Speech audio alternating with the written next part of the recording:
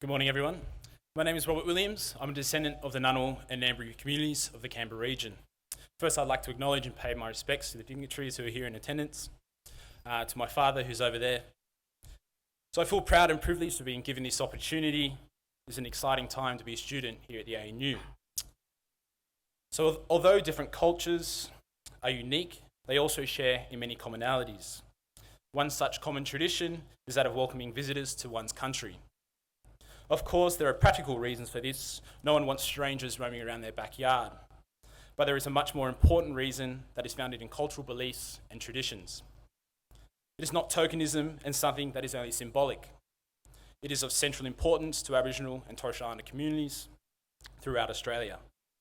It is the recognition of Aboriginal and Torres Strait Islander peoples and customs. So the magnitude of this sometimes small or brief ceremony is great.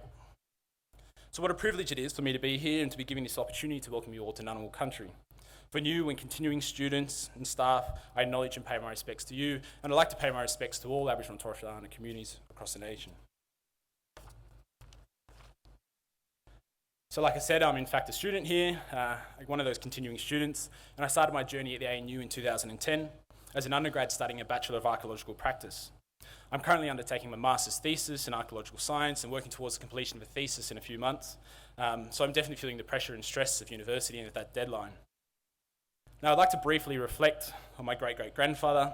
I'm indeed proud of his legacy and his story and the adversity that he and other Ngunnawal people were able to face and overcome. Black Harry was born in the early 20th century, which was a time when the first European settlers began to move into the region. As his name suggests, he was black. He was an Aboriginal man, and because of this, he was persecuted and marginalised. Yet my great-great-grandfather was intelligent and possessed a resilience that many would admire.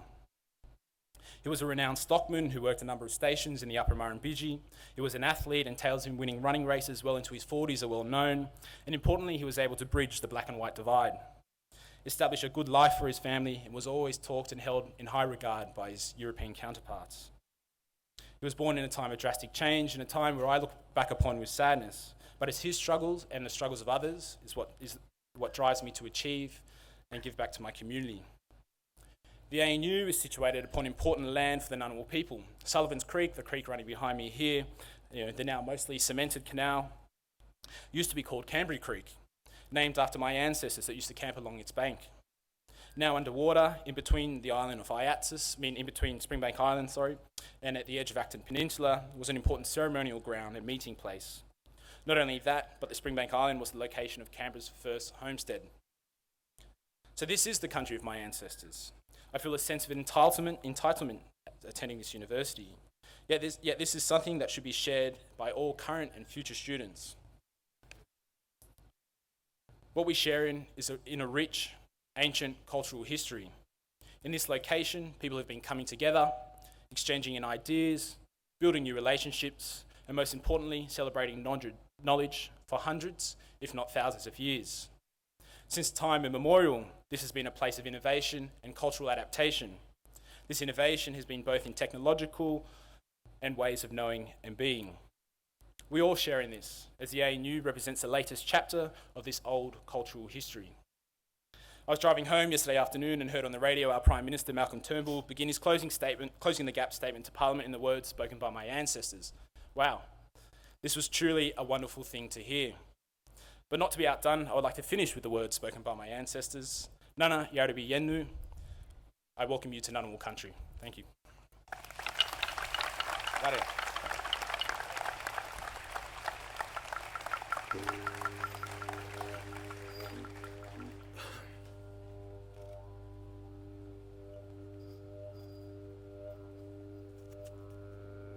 We'd also like to take this opportunity to acknowledge the traditional owners of this country, the Ngunnawal people, pay our respect to their culture, their ancestors, their land, their language, the elders of today and into the future.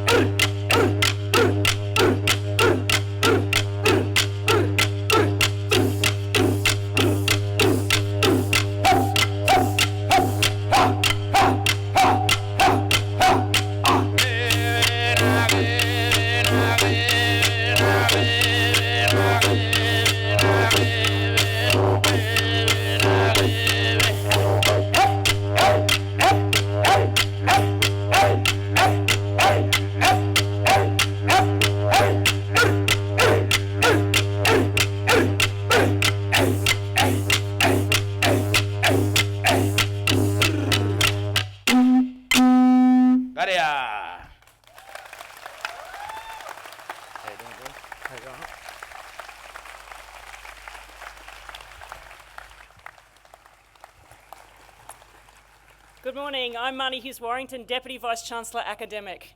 In speaking and in song, we connect, we respect, and we learn from living tradition. Wherever you come from, welcome to our Australian National University. Are you excited to be here? It sounds like there's actually too many returning students in the audience. You're going to have another go again. Are you excited to be here? That's more like it. It's a special privilege to be the National University. The National University builds upon a tradition started in Canberra thousands of years ago. Indigenous people came here. This was their meeting place. And we respect and we acknowledge that. This university is built on that long tradition, and over a relatively short history has shown how it can shape policy, change the way people live their lives, and not just on a national scale, but on a global scale. A national university has a special responsibility, and we are delighted that you are here with us to be part of that community. If you are an international student, welcome from afar, and if you are celebrating Lunar this week, congratulations. If you're from the Northern Territory, can you put your hand up right now? Is there anybody out there from the Northern Territory? Yeah, I forgot you guys on Monday. Welcome to you. Tasmanians, please come behind the stage afterwards. You'll need to talk to me. We are going to take this place over eventually. Whether you are from a major capital city or you are from a small town, this is your place. You belong here. We want to learn from you, we want to work from you, and we're excited about the next chapter of this university's history. This history is built on diversity, and I'm so pleased today that our speakers in many ways reflect that important message. It's my great honour, it's actually a great honour to come after the real Robbie Williams, okay? Some of you might have heard of the other Robbie Williams. You've now met the real one, and I think his career is far going to outshine the other one. And thank you very much for the song that's greeted us here. But it's my great honour now to welcome to the stage Professor Mick Dodson, AM, member of the Yawuru peoples, traditional owners of the land in the Broome area of the southern Kimberley region of Western Australia, director of the National Centre for Indigenous Studies here at ANU, professor of law at the ANU College of Law, and in 2009, Australian of the Year. Please welcome Mick Dodson.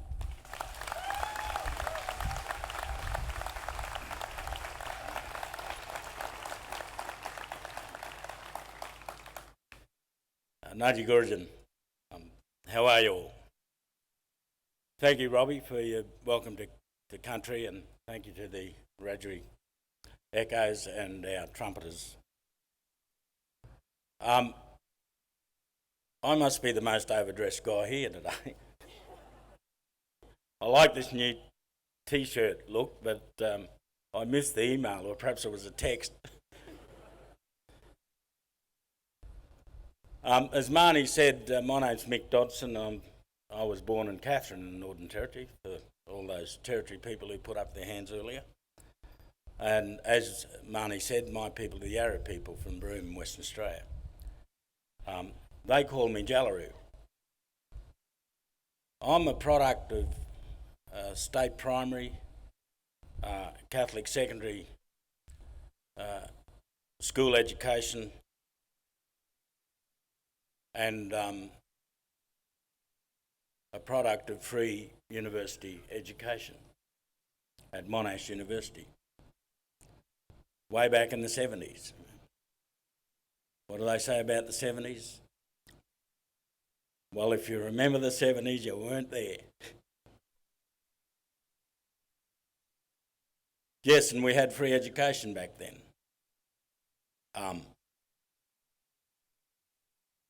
You could get a 10 ounce, yes, and we were calling it ounces still back then. We hadn't come to terms with the metric system. You could get a 10 ounce glass of beer for 12 cents. I could get pissed on 24 cents.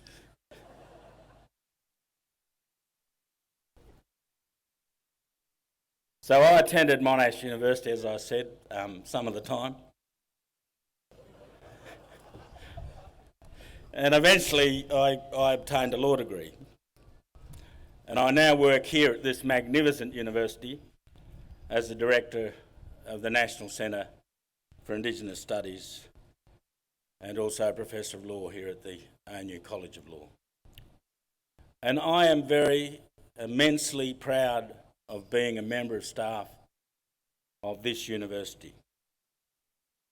And I feel privileged and honoured to be asked to speak to you this morning.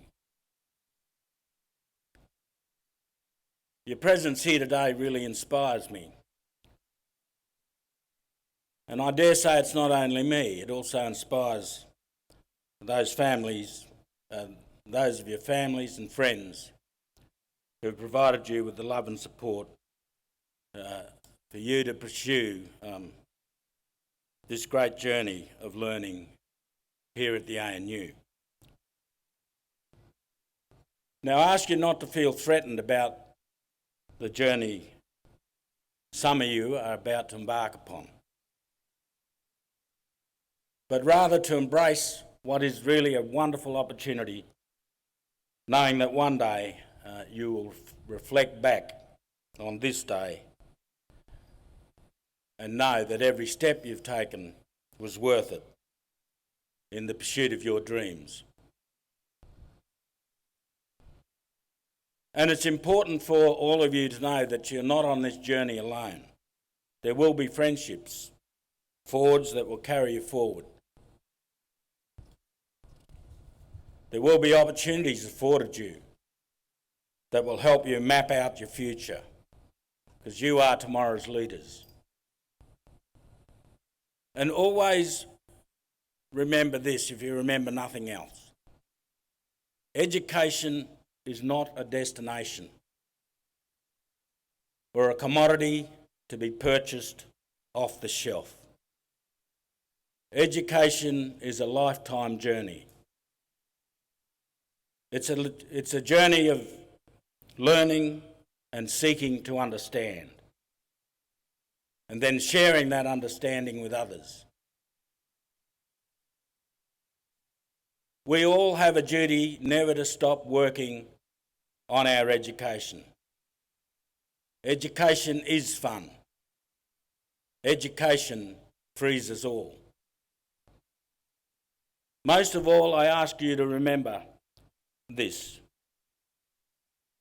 You don't come here to university for the very first time bereft of any knowledge. You hold knowledge already in your hands, even if you don't realise it. Let me reassure you, you don't start from nothing. All you grammarians out there, go and suck it. Because you start from a high level of knowledge already.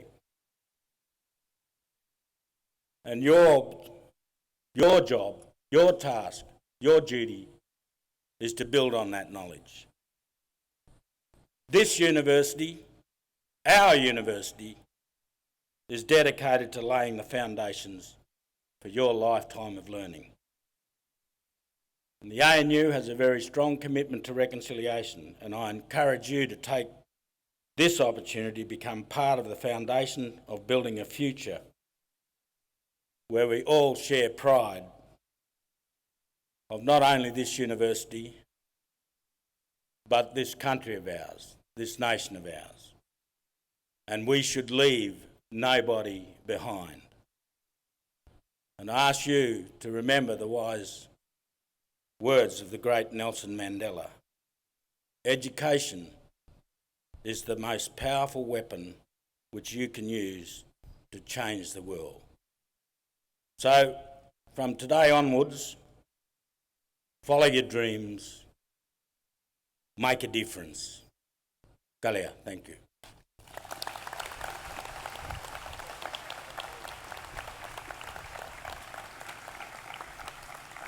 Thank you very much, Mick. I think many of you will just remember the 12-cent beer, but I think what Mick's saying to you is if you just for a moment, if you look behind you, there's a whole swathe of empty avenue. There's a big patch of green there. And when Mick and I look out on that patch of green, we see all the faces of the people that currently don't have the opportunity to go to university around Australia. People through no fault of their own who cannot be here.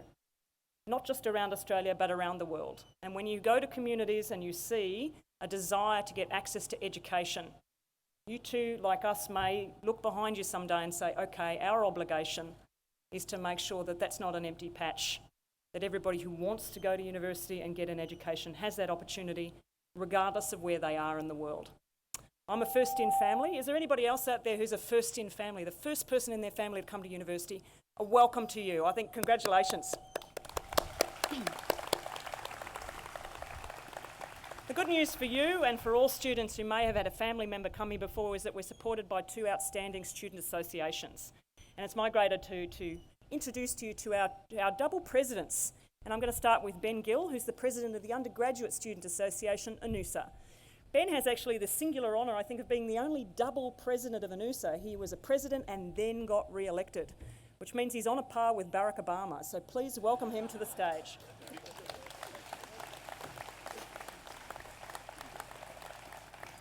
Thanks, Marnie. Barack Obama, I'm sure I'll do him proud. So good morning, everyone.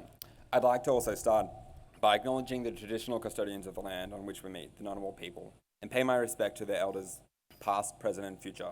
I'd also like to extend that respect to any Aboriginal and Torres Strait Islander people here with us today. As we start the new academic year, it is a great opportunity to reflect on community. Too often do we assume competition, that is, staff versus students, students versus the university, or staff and students versus the university. The reality is that all of us together make up this world-class community. And it is our diversity, curiosity, and passion which makes ANU the place it is today. It is our cultural and disciplinary diversity which continues to attract the best and brightest around the globe. It is our curiosity which leads us to be the first to learn the nature of things, produce world-class research, and change the world. And it is our passion for excellence, for inclusivity, and for continuous improvement which ties this all together. As such, it is with immense pleasure that I welcome all new students into our community today. This is my 7th, and hopefully final, year as an undergraduate at ANU. Throughout my time at university, I have had some amazing opportunities and experiences. But what has resonated most strongly with me is the trust, though perhaps not unwavering, that staff place in our students. From the trust that is placed into the student associations and student leaders, to the trust that is placed in students to do weird and wonderful research. In my case, the latter has allowed me to explore my passion for mental health and technology within my engineering degree, undertake research about non-residential students, and even complete an economics project about the cost of mental health conditions amongst staff at this very university. 2016 looks set to be an amazing year for ANUSA. While we continue to provide our much-needed services, great events and campaigns, such as a free legal service, financial assistance to those experiencing hardship, first-year camps, which I can't recommend highly enough, Sex and Consent Week, Bush Week, Mental Health Week, and so much more, we also continue to grow and innovate. This year, we've introduced a new Facebook group for commencing students, new at ANU, which has over 1,200 new students involved, are starting a new program for honours students called the Honours Roll, and we'll be looking at how we can better support mature entry, first in family, and students with children throughout the year. In addition, one of the more exciting projects for this year is the launch of ANU OK, ANU's official safety and wellbeing app. This project represents nearly a year's work and is a collaboration between ANUSA, PASA, the Division of Student Life, and ANU Security. It's available for download on the Apple or Google Play stores, and while it is in its early stages, I look forward to seeing how we can develop this app and add new features as a community to better improve the culture of bystander intervention. Now, as for other aspects of ANUSA, I could go on and on about all the great things we do for students, but in all honesty, you've probably heard it numerous times this week and are overloaded with so much information. So what I want you to remember at this point is that at some point throughout your degree, nearly every student faces challenges, and that's okay. ANUSA is here to help. Our association has a no wrong door policy. So if you ever find yourself experiencing challenges at ANU, have no idea where to go, drop into our offices in Union Court above Commonwealth Bank, give us a call or shoot us an email, and we'll either help you in-house or we'll refer you to where to go. Having issues is not a problem, and we're here to help. So before I finish, I would also like to acknowledge the work of the students who constantly strive to make our community better. The number of student leaders and volunteers throughout the university who dedicate their time, predominantly as volunteers, for something they believe in is truly remarkable. In particular, I would like to thank the ANUSA OWIG team, Helena, Kat, Karis and Isaac, our autonomous departments, and all the club societies, on-campus residences, and ANU staff who have spent months working together to bring you what I hope you found an excellent and welcoming orientation week. With that, I'll say my final thanks and pass on to Chris Wilson, President of PASA.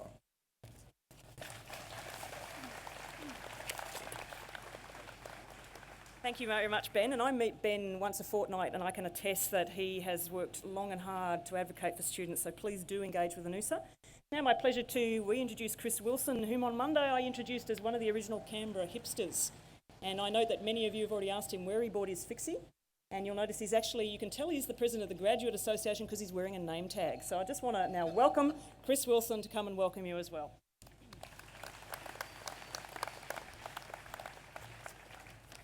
Thank you, Marnie. If Ben's Barack Obama, I suppose I'm Hillary Clinton.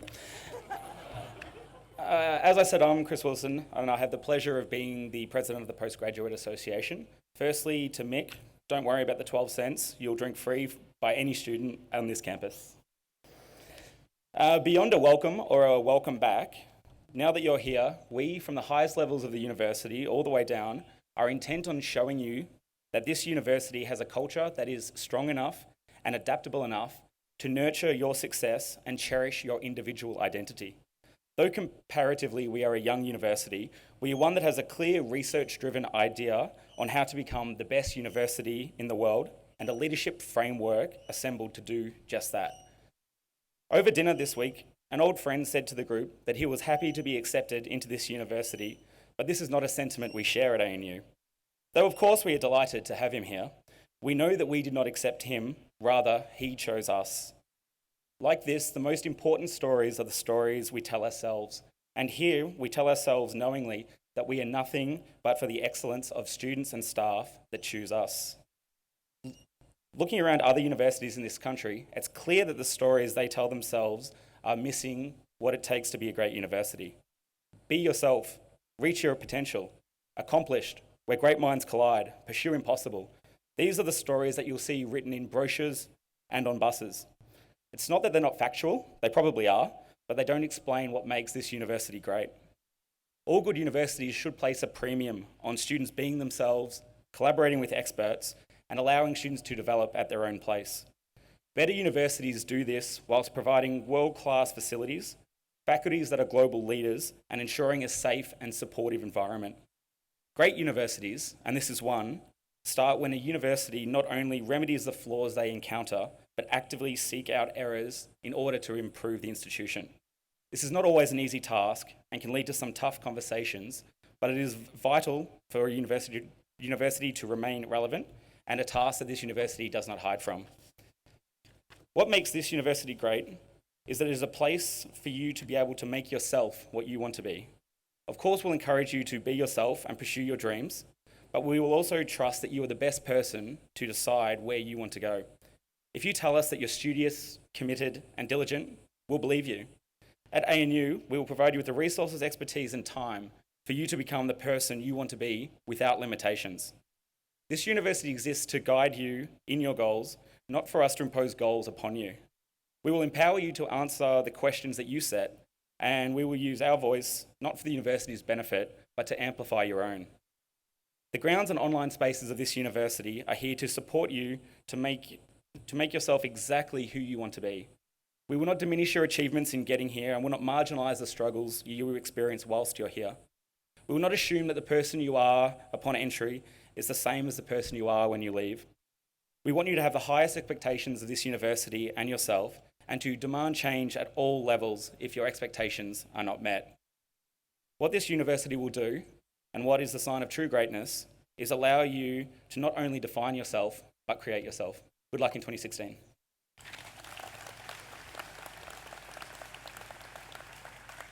Thank you very much, Chris, and it's true that this place accepts people, but actually you choose this place and you make this place the great university that it is. I need to find out who the South Australians are in the audience. Can you put your hand up if you're from South Australia? There's a few out there. They're a bit shy though. Yeah, you should be excited now and all of us are excited because it's my great honour to introduce the Minister for Education, Senator the Honourable Simon Birmingham. He served as a Liberal Party Senator for South Australia since May 2007 and in September 2015 was appointed to the position of Minister for Education and Training. Prior to entering the Senate, he worked for a number of industry bodies, establishing particular experience in the wine industry, Brian. Okay, he's a graduate of the University of Adelaide. After less than 3 years in the Senate, he was appointed to the Shadow Ministry, serving as Shadow Parliamentary Secretary for the Murray-Darling Basin and the Environment until the 2013 election. Following the change of government, he served as Parliamentary Secretary to the Minister for the Environment with responsibility for water policy, including the Murray-Darling Basin, national parks and the Bureau of Meteorology. In 2014, he was appointed to serve as the Assistant Minister for Education and Training, with specific responsibility for vocational education, apprenticeships, training and skills. He's now the Minister for Education and Training. He's married to Courtney and he's got 2 young daughters, Matilda and Amelia, and he's an active member of UNICEF, and he tells us a proud but frustrated supporter of the Adelaide Crows. Make of that what you will. Please join me in welcoming the Minister for Education and Training to speak to you.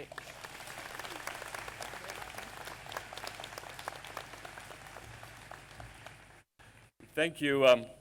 Thank you very much, Marnie, for that welcome. I hope not to be a frustrated supporter of the Adelaide Crows this year, but a well-motivated one who enjoys many wins. If Ben is here playing the role of Barack Obama and Chris is here as Hillary Clinton, I come to the stage certainly hoping that doesn't leave me having to play the role of Donald Trump. I too want to commence by acknowledging the Ngunnawal people and all of Australia's traditional owners, our Indigenous peoples, whose knowledge and education and awareness we continue to learn about, learn from, and proudly build upon as a modern nation. I acknowledge the Vice-Chancellor, the new Vice-Chancellor, and welcome Nobel Laureate Professor Brian Schmidt to that role. Congratulate Brian on taking that on. And in particular, I welcome you, the students, the new students, the continuing students who are here today. Education at its core is about transformation, the transformation of the lives of individuals, each of you, the enhanced knowledge that you gain from education, the change in awareness and outlook that you derive, the opportunities that it will create for you, your families and loved ones in the future. But it doesn't just transform your lives, it transforms our society, our nation, our world. Because that knowledge, that awareness that each of you derive from your education becomes knowledge and awareness and capability that you are able to bring to our continued development as a society, as a country, as a world. That ability to overcome many challenges, that ability to create new opportunities and better lives for other people. It's that transformation that is so very, very critical that we derive from education. And it's that opportunity to transform not just your lives and those of those around you, but of our world and our country that you should seek to strive for and take from the wonderful educational opportunities that are before you all as students of the Australian National University. One of the funny things about being the Federal Minister for Education is that I have an awful lot of responsibility for policy settings and budgetary decisions, but I don't run a single childcare centre or preschool in Australia. I don't employ a single teacher in a school or operate any schools in Australia. I don't run any TAFE or own any TAFE institutions in Australia, but I am responsible for one university in Australia, and that is the Australian National University. It is our one university that is established by Act of the Commonwealth Parliament. It is the nation's university, proudly located here in the nation's capital, but not Canberra's university, not established by any particular state or territory. It is the nation's university, proudly established by the Commonwealth Parliament, with a very rich history, as demonstrated by those on stage behind me, who I'm delighted to share this opportunity with today. 2 Australians of the Year in Professor Mick Dodson and our current Australian of the Year, Lieutenant General David Morrison. Outstanding individuals who have given so much to their nation, who are alumni of this institution. It has produced more Nobel laureates than any other Australian university. It's a sign of the great accomplishment of this institution and therefore the great opportunity afforded to each of you who are studying here. Established 70 years ago, the ANU sought to build deeper understanding, in particular, of our region, and is world renowned for its scholarships and linkages with the Asia Pacific. Late last year, I was delighted to be here in one of my earliest responsibilities and roles as the Minister for Education to open the new building for the Australian Centre on China in the World, a demonstration that the ANU's commitment to enhancing and building our links with the region remains as strong as ever. This is a research-rich institution. You are here, many of you, of course, as commencing undergraduate students, but you benefit from that research-rich environment, which ensures you have some of the brightest minds and some of the most inquisitive minds available to help you in your studies. It is because of that excellence in the accomplishments of the students and the accomplishments of the researchers that the ANU is recognised as one of the top-ranked universities in the world and the top-ranked world university here in Australia. It is also recognised as one of the most international universities in the world. And we've seen today a show of hands for all those born in the Northern Territory or Tasmania or South Australia. But how about those born overseas? How many were born overseas? That outnumbers all of the other categories that I've seen so far. And a demonstration once again of the richness and the diversity of the student experience that each of you will have.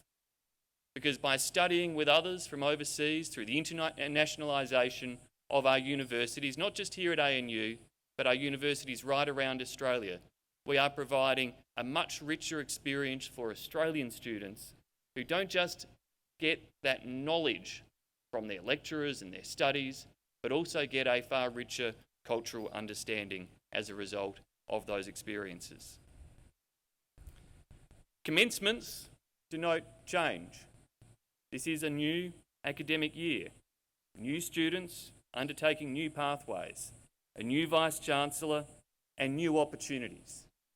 And it's new opportunities that the Turnbull government is focused very much upon.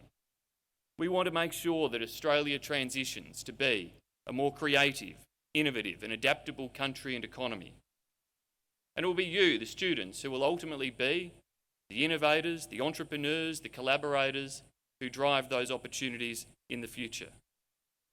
Many of you are already well accustomed to the disruptive forces that have influenced your lives, that influence our economy, and changed the way you study. Beer might be a little bit more expensive than it used to be, as you heard from Mick Dodson, but also the opportunities and the way in which you will engage with your lecturers through your tutorials are vastly different than they were when I was at university or when Mick was an undergraduate, because of course you will use many different forms of media and technology to undertake those studies. Those innovative ways of learning that allow you to accommodate and balance work and study and other obligations, to access information from the other side of the world and the best lecturers and knowledge from other institutions.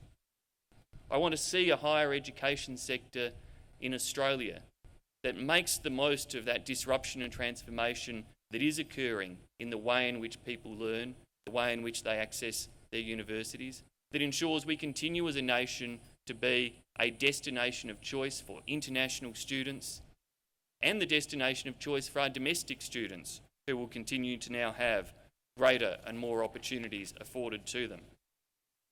We as a government want to see the nation build its innovative capabilities, which is why through our National Science and Innovation Agenda, we're seeking to foster stronger collaboration between universities, industry, business, non-government organisations, areas where we can ensure that the knowledge generated in places like this university is transformed into outcomes that enhance the lives of people and create new job opportunities in the future.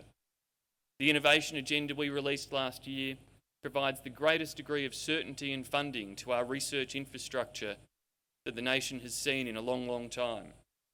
It enhances investment, particularly in areas of science, technology, engineering and mathematics, the STEM subjects, right down into the earliest years of learning in our preschools, to try to lift that motivation of students to drive their involvement in those areas that are so very important to our advancement as a country. Education opens both doors and minds. And I know and am confident that you will have an experience here that is a rich one, and I want to ensure that for all Australians who have that desire and have that ability, the opportunity is there for them to pursue their higher education ambitions in the future. I wish each of you success in your studies, a wonderful year here at the ANU, whether it is your first, your last, or just part of the journey that you are on. Good luck, every success, and may your contribution, not just to ANU, but to Australia, be one that builds upon a wonderful legacy of success for this institution. Thank you very much.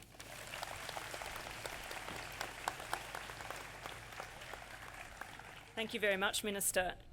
Australia's contribution to higher education is noted around the world globally. Its innovations in the demand-driven system allowing domestic students to access university, investment in the Colombo Scholars, then investment in DFAT-sponsored students to come from all over the world is acknowledged as a smart investment in innovation. And so while the talk of innovation with the current government has enlivened and been supercharged, we know that for decades that we've been building that capability, and this university is ready to embrace that agenda and to make sure that we harness the most powerful part of that, which is the human mind. Thank you, Minister. It's now my honour to introduce the speaker that I'm going to introduce last, which is the Lieutenant General David Morrison. So he concluded his appointment as Australia's Chief of Army in May 2015. Doing a 36-year career as a soldier, he saw operational service in Bougainville and East Timor, and as an Australian officer, led troops from platoon level all the way up to 3-star General, Chief of Army. This is an appointment he held for 4 years of his service. His loyalty to his profession and outstanding performance was recognised by being made an officer in the Order of Australia in 2010. In his tenure at the top of Australia's Army, David has faced many leadership challenges, but he's probably best known for his strong public stance on gender equality and leading cultural change in large organisations. His 3-minute address via video to his workforce in the wake of a particular instance of poor behaviour by a group of officers was posted on YouTube and has had 1.6 million views. He's spoken about diversity and culture in the United Nations International Women's Day Conference in New York, and was a closing speaker with Angelina Jolie, William Hague and John Kerry at the Global Summit to Prevent Sexual Violence in Military Conflict in London in 2014. The Australian Financial Review named David Morrison as one of Australia's leading influencers on culture in 2014, and Boss magazine included him in its top dozen leaders in Australia in the same year.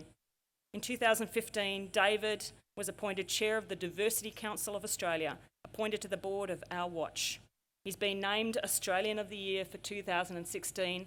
And where did the journey begin? It began at ANU. Please welcome David back to ANU.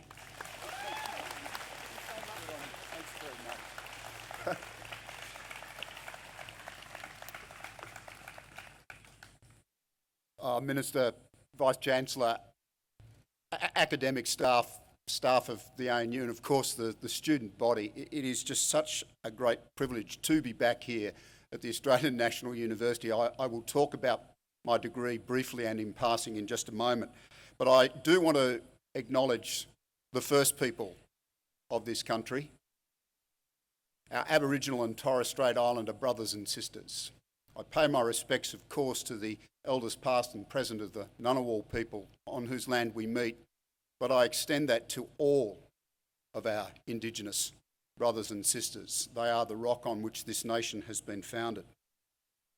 I do also want to take the opportunity of acknowledging the victims of domestic violence in this country. I want to pay my respects to their courage and offer my compassion for their suffering.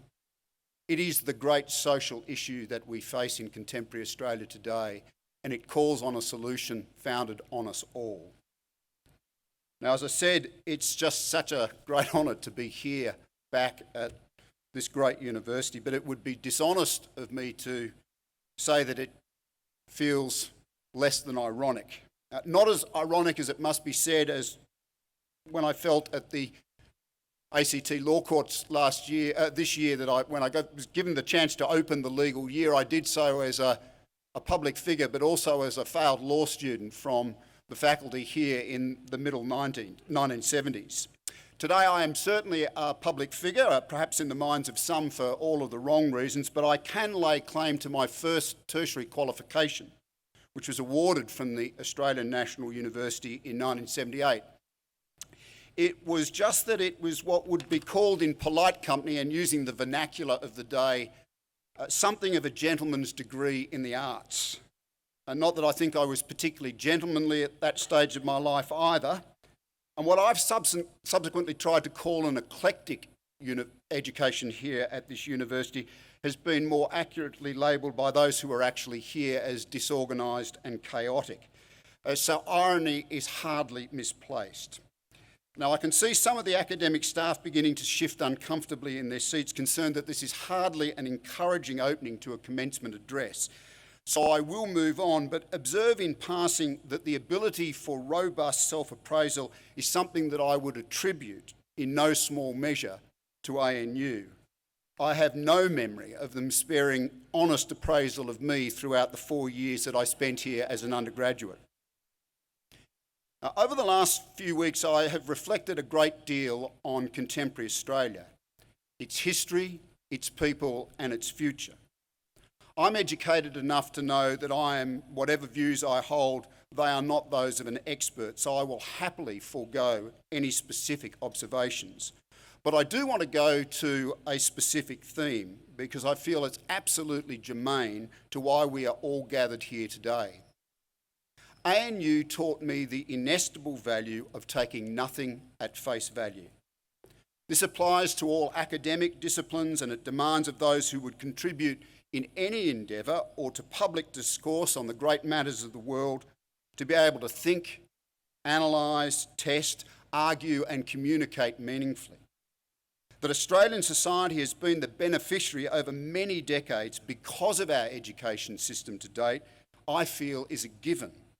But we do imperil our collective future if we sidestep our obligation to future generations through our provision to them of a universal education system that is anything other than world class.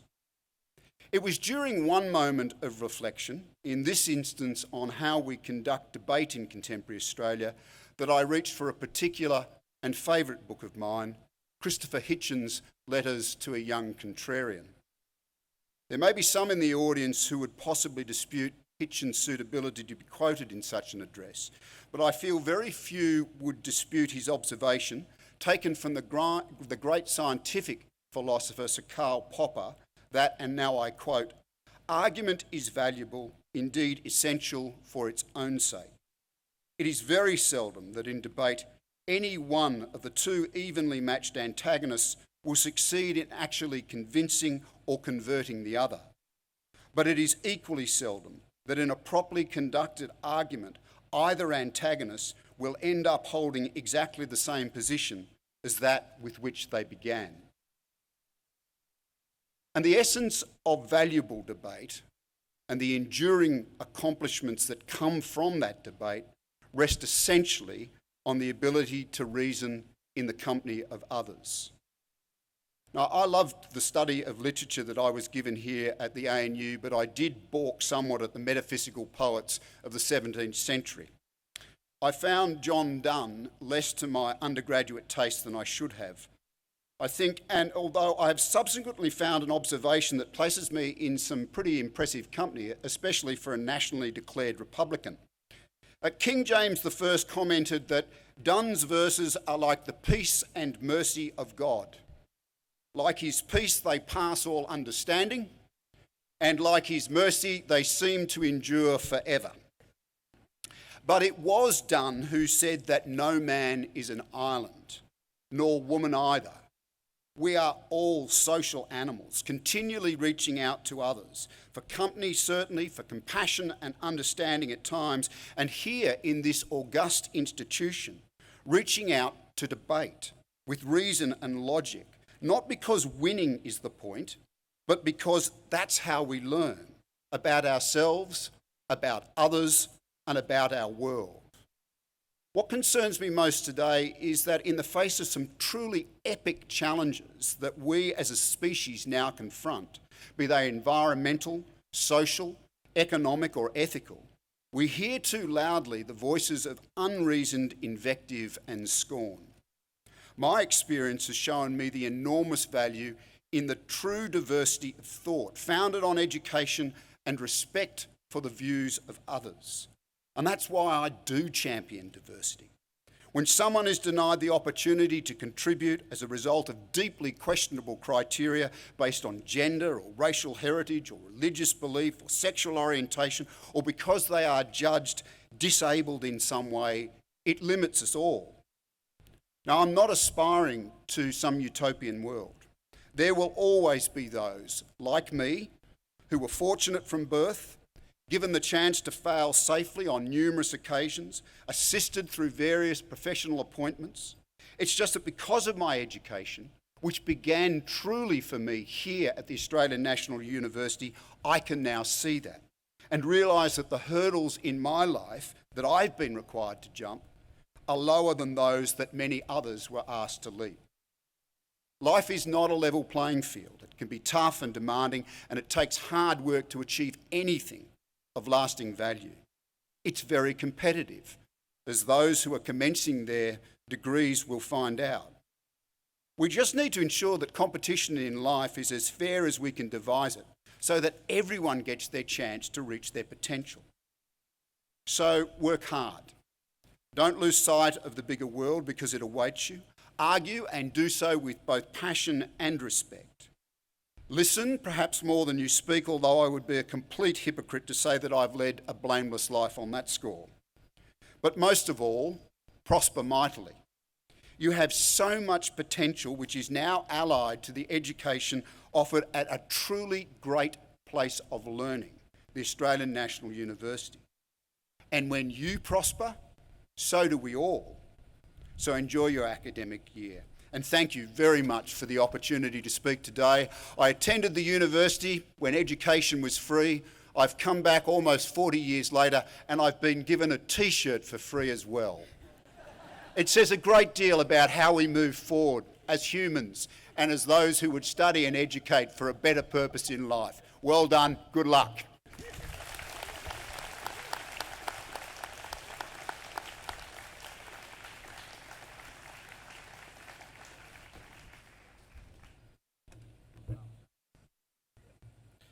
David, thank you so much, and we do like to treat our alumni well, and you too will get a free t-shirt when you graduate. That was a great address. Like many of our alum, we have great people here, and General Morrison being one of the greatest. You do your country proud as the leader that you are and are as Australian of the Year, and you do your alma mater proud as an ANU alum. I, too, want to begin my address by acknowledging and celebrating the first Australians on whose traditional lands we meet and work, and whose cultures are among the oldest continuing cultures in human history. Let us pay respects to the elders of the Ngunnawal people, past and present. I thank Robbie Williams for his welcome to country. He is a great ANU student. And I also thank Professor Mick Dodson, one of our great professors, for sharing his vision with you. As with my welcome to staff here at ANU last week, I start here because this is what being the Australian National University is all about. It's where we should start. We must play a leadership role in the reconciliation between Indigenous and non-Indigenous people. Each one of you, as members of our community, has a role to play in realizing that reconciliation, and I encourage you to do so in your time here. Now, this should be an exciting week for all of you, and for those of us who welcome you here today to our community.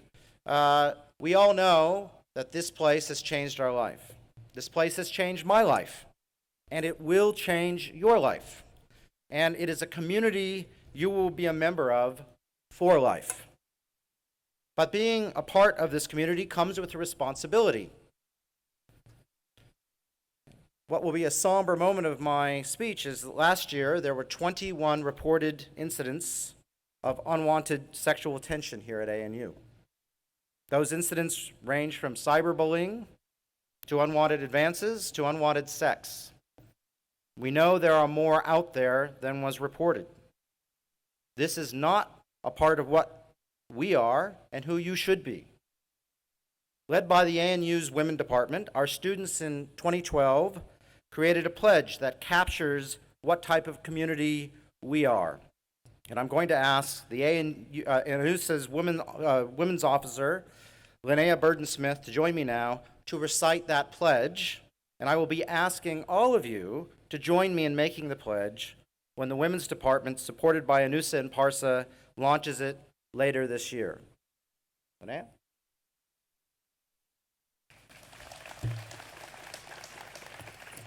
So we're going to do this together to show we mean it. I believe everyone should be safe from interpersonal violence, sexual harassment, and assault. I believe harassment and assault are the fault of the person using violence, not the person subjected to the violence.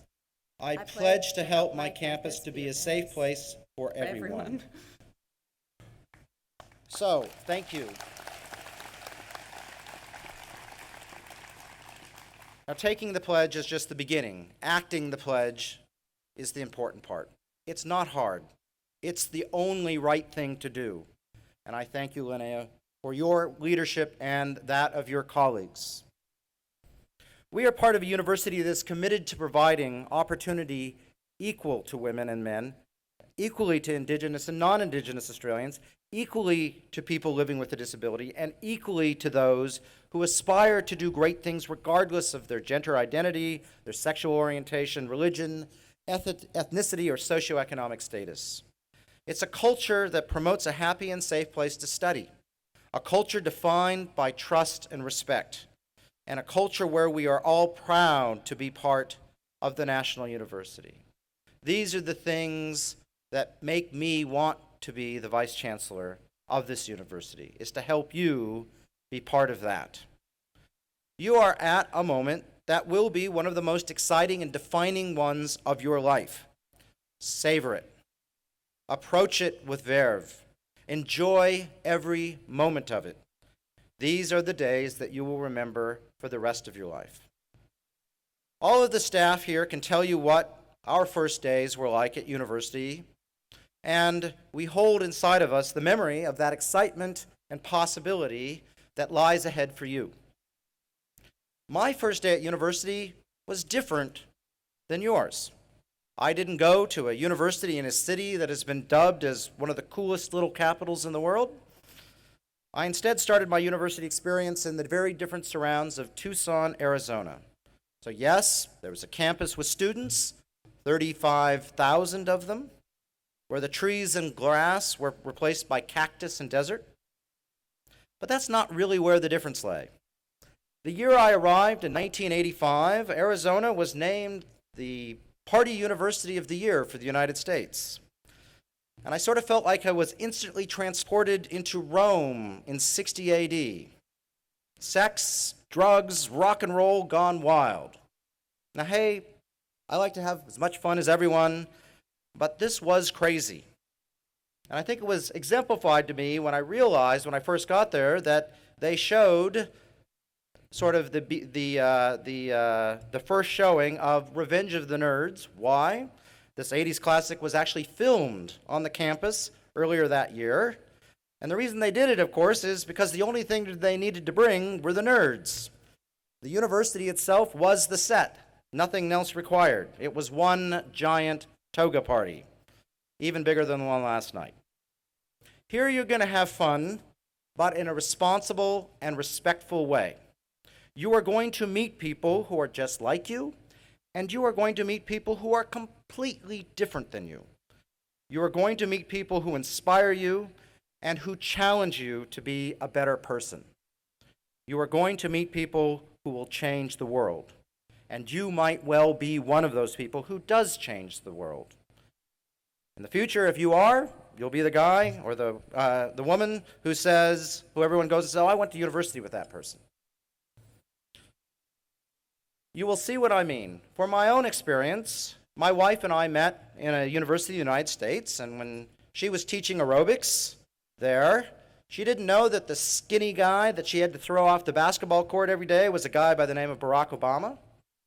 And she didn't know her co-instructor, who she was helping supervise or advise in economics, was Sheryl Sandberg, who many of you realize went off and is one of the leaders of Facebook. Here at ANU, it's not much different. Pretty sure that when your first-year students at Bergman several years ago, just like you, sat down at breakfast on their first day with a smart, kind of nerdy blonde guy named Kevin from Queensland, they didn't know he was going to be, they were sitting down with the future prime minister.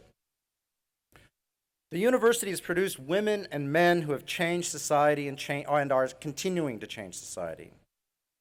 ANU people are found throughout the world and in all parts of government, business, and civil society. People like Anne Gallagher, who has dedicated her life to human rights, leading the development of the United Nations principles and guidelines on human rights and human trafficking. People like Jennifer Robinson, a human rights lawyer currently representing Julian Assange. The CEOs of the cosmetics firm Elizabeth Arden, Kellogg's of breakfast cereal, Singapore Airlines. Many of the nation's public policy leaders, our diplomats, our lawyers, our scientists, our engineers, even rock legends like Peter Garrett from Midnight Oil, or Tim Rogers from UMI, or hip-hop artist and slam poet Omar Musa. These are our alum. This place nurtured me, and I want it to nurture you. It gave me the opportunity to push the boundaries, and it will give you the opportunity to push boundaries. It provided me with the environment to develop and grow, to learn and to be mentored by those who came before me. My ambition as Vice Chancellor is to pay this forward and make sure the university will provide that same environment to you. I want it to foster a culture where we can all reach our full potential, where excellence is cultivated, expected, understood, and celebrated. A culture that attracts the best, and that is you, and brings out the best in you. You'll see the flags around here with our motto, Naturam Primum Cognoscere Rerum. My Latin's terrible because I didn't learn Latin in school. It means first to learn the nature of things. And you are all here to learn the nature of things from those who came before you. And all of us together need to use what we have learned for the greater benefit of all. So welcome today, welcome to ANU, and welcome to our community. And so I would ask all the staff and returning students here to join me in a bit of a hip hip hooray to welcome you all. So on three, hip hip hooray, hip hip hooray, hip hip hooray. Welcome.